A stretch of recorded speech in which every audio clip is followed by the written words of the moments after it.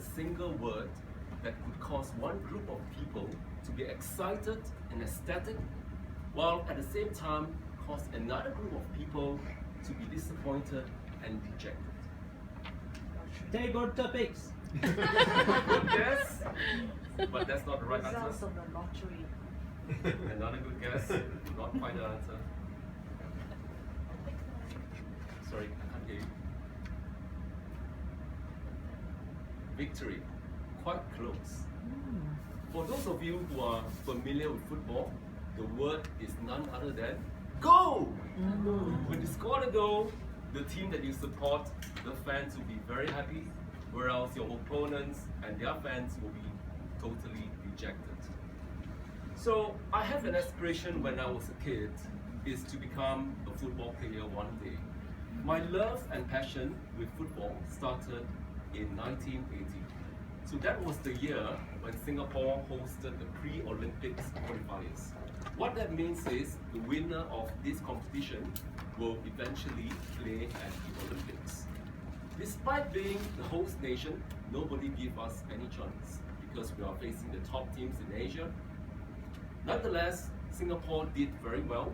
We lost to Iran in the first games, but subsequently we beat the likes of Thailand, we beat the likes of South Korea, and we beat China.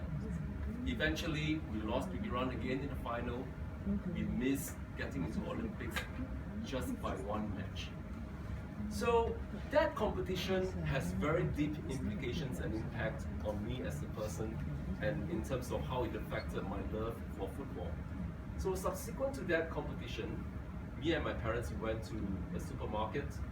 It was called Emporium. It was somewhere in Toa Payoh. So we found a ball that cost $8. So I managed to persuade them to buy me that rubber ball so that I can start practicing football.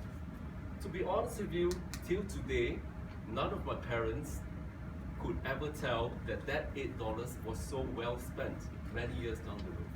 Because football actually helped me develop very positively throughout my teenage years. So I gain a lot from football.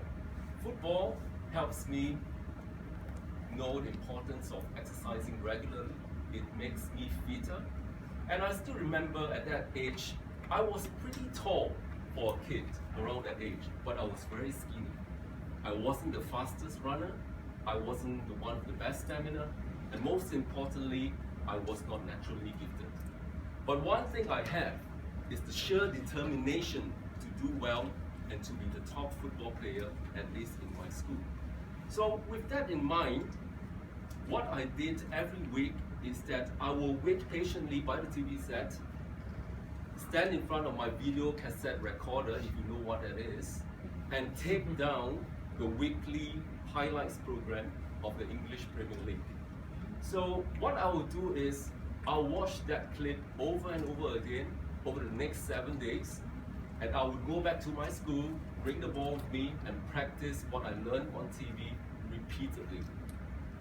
So to give you an example of how determined I was at that point in time, I supported Manchester United, and my favorite player at that time was Brian Robson. Robson is a naturally left-footed player, so he kicks the ball, dribbles the ball with his left leg. Whereas I am still a right-footed player, pretty much naturally right-footed. But over the course of 3 years, I wanted to be like Robson. I wanted to be a great player like him. So I started kicking with my left leg. For almost 3 years, I practiced and practiced and practiced. And today, I can proudly say that I've achieved the stupendous feat of being a two-legged player. So, besides that, another thing I can share with you is when I was a kid, I have some physical issues. So, I have balancing problems, which means that I suffer from motion sickness when I go onto the bus. I would feel giddy, I would vomit, and I also had difficulties balancing on a bicycle. But football helped me overcome all this. In the modern day context, I would possibly be labeled as a special needs kid. So with football, I managed to overcome all these problems.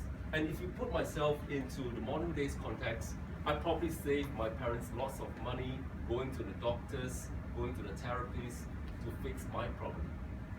The second thing about football, the way that it helped me is that it improves my English. How did that work? As I follow Manchester United very closely, I want to know the scores of every single match. But the newspapers, by the time when they reported the scores, it's already 2 days late. So I have to resort to tuning in to BBC every morning at 6:45 and listen to the news and listen to the results. So I did that for many years, and over the weekend on Saturday, starting from 11 p.m. to 1 a.m., I actually listened to the live commentary of all the matches. So while some of my friends are busy attending classes at the British Council, I managed to find myself a British tutor in the form of BBC Radio that didn't cost me a single cent. The third point about football is that football is a team sport.